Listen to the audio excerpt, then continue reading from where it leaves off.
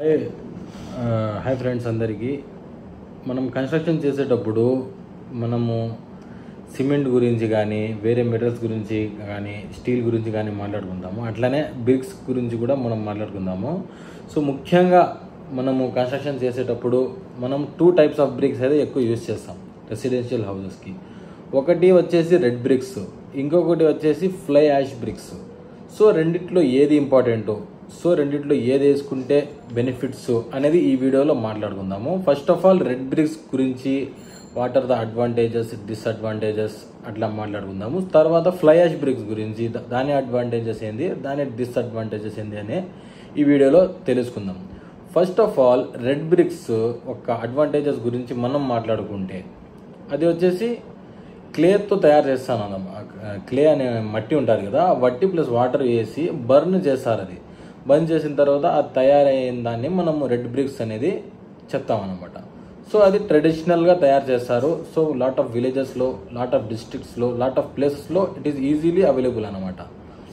So దాని యొక్క benefits గురించి మనం మాట్లాడుకుంటే, దాంట్లో థర్మల్ కండక్టివిటీ అనేది ఎక్కువ ఉంటుంది. థర్మల్ కండక్టివిటీ ఎక్కువ ఉంటుంది, ప్లస్ దాని వెయిట్ కూడా ఎక్కువనే ఉంటుంది.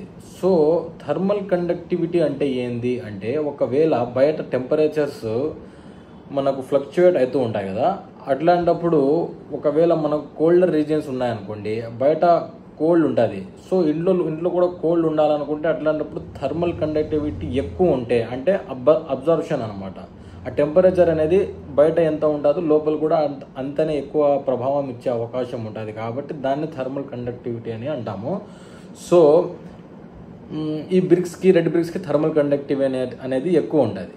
సో ఇంకా లాంగ్ లాస్టింగ్ అండ్ డ్యూరబుల్, ఇవి గట్టిగా ఉంటాయి అనమాట. ఈ బ్రిక్స్ బర్న్ చేస్తారు. సో ప్రాపర్గా ఫస్ట్ క్లాస్ బ్రిక్స్ అనేది మనం తయారు చేసుకుంటే ఇవి డ్యూరబుల్ ఉంటాయి, ప్లస్ లాంగ్ లాస్టింగ్ కూడా ఉంటుంది. సో బెనిఫిట్స్ గురించి మాట్లాడుకుంటే ఎక్కువ బెనిఫిట్స్ అయితే ఏం లేవు. ఈ ట్రెడిషనల్ ఎక్కడంతే మనకు విలేజెస్లో ఈజీగా దొరికిపోతుంది, ఏ ప్లేసెస్లో అయినా దొరికిపోతుంది. అది ఫస్ట్ ఆఫ్ ఆల్ అది ఒక ప్లస్ పాయింట్.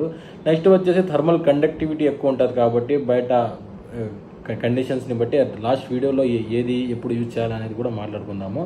సో థర్డ్ ఏమంటే, అది కొంచెం హార్డ్నెస్ కూడా ఎక్కువ ఉంటుంది, ప్లస్ వెయిట్ కూడా దానిది ఎక్కువ ఉంటుంది కాబట్టి so it will withstand better than fly ash bricks అని చెప్పుకోవచ్చు. సో దీనికి బెనిఫిట్స్ తక్కువ ఉన్నాయి కానీ డిసడ్వాంటేజెస్ కొన్ని ఎక్కువనే ఉంటాయి. సో డిసడ్వాంటేజెస్ విషయానికి వచ్చేస్తే, first of all red bricks అనేది రెగ్యులర్ సైజెస్లో అవైలబుల్ అవుతాయి అన్నమాట. అవి అంతా మట్టితో చేస్తారు కాబట్టి దాని సైజెస్లో కొంచెం షార్ప్నెస్ అనేది ఉండదు. అది అన్లెవెల్డ్ సైజ్ అని చెప్పుకోవచ్చు. అది అన్లెవెల్డ్ సైజ్లోనే ఉంటాయి. సో ఈ టెంపరేచర్ ఎక్కువ అయ్యే కొద్దీ, ఇది మట్టితో తయారు చేస్తారు కాబట్టి టెంపరేచర్ ఎక్కువ అయ్యే కొద్దీ ఇవి వచ్చేసి క్రాక్స్ వచ్చే అవకాశం కూడా ఎక్కువ ఉంటుంది మనకు రెడ్ బ్రిక్స్లో. ఇంకా మనము దాని డిసడ్వాంటేజ్ గురించి మనం మాట్లాడుకుంటే, సిమెంట్ కంటెంట్ అనేది ఎక్కువ అనేది యూజ్ అవుతుంది రెడ్ బ్రిక్స్లో. ఎందుకంటే అవి సైజెస్ ఒక మీద ఒక బ్రిక్ వేసినప్పుడు ఆ సైజెస్ అన్డ్యూలేషన్ ఉంటాయి కాబట్టి ప్లాస్టరింగ్ చేసేటప్పుడు కూడా మనకు సిమెంట్ అనేది ఎక్కువ అవుతుంది. ప్లస్ లేబర్ కాస్ట్ కూడా కొంచెం వరకు, లేబర్ కాస్ట్, ట్రాన్స్పోర్టేషన్ కాస్ట్ అవి పెరగచ్చు, ఎందుకంటే వెయిట్ ఎక్కువ ఉంటాయి కాబట్టి. సో ఇది వచ్చేసి బెనిఫిట్స్ వచ్చి రెడ్ బ్రిక్స్ వచ్చి బెనిఫిట్స్ అండ్ డిసడ్వాంటేజెస్ అనమాట. ఇప్పుడు ఫ్లై యాష్ బ్రిక్స్ వచ్చేసి దాని బెనిఫిట్స్ ఏంది, దాని అడ్వాంటేజెస్, డిసడ్వాంటేజెస్ గురించి మనం మాట్లాడుకుందాం.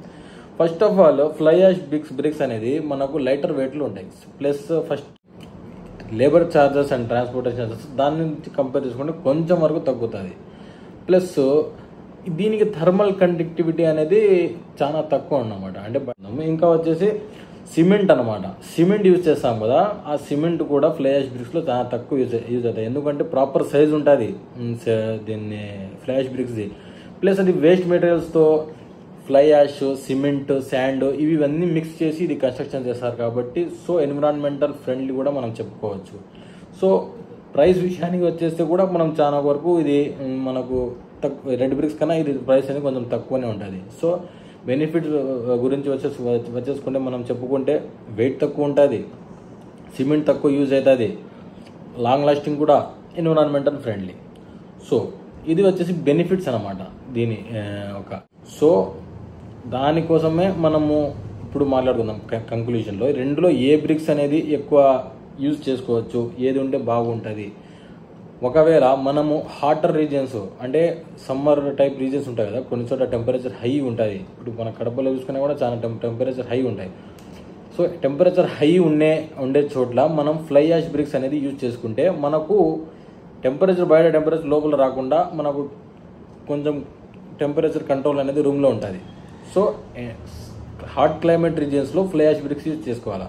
అదే ప్లేస్లో హాట్ క్లైమేట్ ఉండే మనం చూసుకుంటే వింటర్ ప్లేసెస్లో వేరే కోల్డ్ రీజియన్స్ ఉంటాయి కదా, ఎక్కువ చలి ఉంటుంది, అక్కడ మనం చూసుకుంటే రెడ్ బ్రిక్స్ అనేది ఎక్కువ ప్రిఫర్ చేయొచ్చు. ఎందుకంటే థర్మల్ కండక్టివిటీ దానికి ఎక్కువ ఉంటుంది కాబట్టి బయట వచ్చే టెంపరేచర్ కూడా లోపల కూడా మనకు కూల్గానే ఉంటుంది. సో హాటర్ రీజియన్స్కి ఫ్లై యాష్ బ్రిక్స్ అనేది హాటర్ ప్లేసెస్ ఉంటాయి కదా, హాట్ ప్లేసెస్ వేరే we can use fly ash bricks.